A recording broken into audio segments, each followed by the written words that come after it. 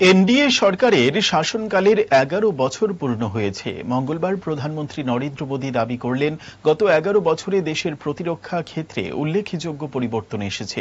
এই পরিবর্তনের মূল রয়েছে আধুনিকীকরণ এবং আত্মনির্ভরতার সংকল্প।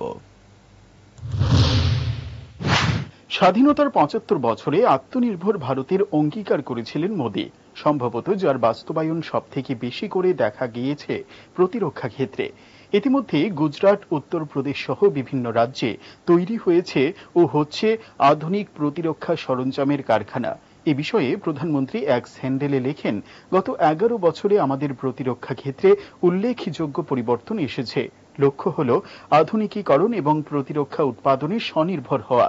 ভারতকে আরও শক্তিশালী করার সংকল্পে ভারতের জনগণ যেভাবে ঐক্যবদ্ধ হয়েছেন তা দেখে আনন্দিত বোধ করছি। এদিন আত্মনির্ভরতার সাফল্যকে তুলে ধরতে প্রতিরক্ষা ক্ষেত্রে রপ্তানির পরিসংখ্যান তুলে ধরা হয়েছে।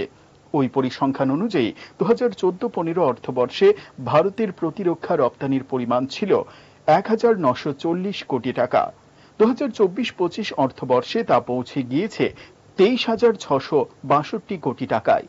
দেশীয় প্রযুক্তিতে তৈরি একাধিক ক্ষেপণাস্ত্রের সফল পরীক্ষার কথাও তুলে ধরা হয়েছে মোদী সরকারের এক দশকের সাফল্য হিসেবে। উল্লেখ করা হয়েছে, বিশ্ব শান্তির জন্য রাষ্ট্রসংঘের নেতৃত্বে 50টি মিশনে গিয়েছে ভারতের 2.9 লক্ষ সেনা। এছাড়াও কোভিডের ভ্যাকসিন তৈরি এবং তা বিভিন্ন দেশকে দেওয়ার বিষয়টিও তুলে ধরা হয়েছে এনডিএ সরকারের 11 বছরের সাফল্যের খতিয়ান তুলে ধরতে গিয়ে। প্রসঙ্গত, গতকাল এক স্যান্ডেলে নিজেদের বিকাশ যাত্রার একের পর এক খতিয়ান তুলে সোশ্যাল মিডিয়ায় পোস্ট করেন প্রধানমন্ত্রী নরেন্দ্র মোদী। লেখেন, গত 11 বছরে আমাদের সরকারের সকল প্রকল্পের লক্ষ্য ছিল গরিব ভাই বোনদের জীবনের সার্বিক উন্নতি ঘটানো।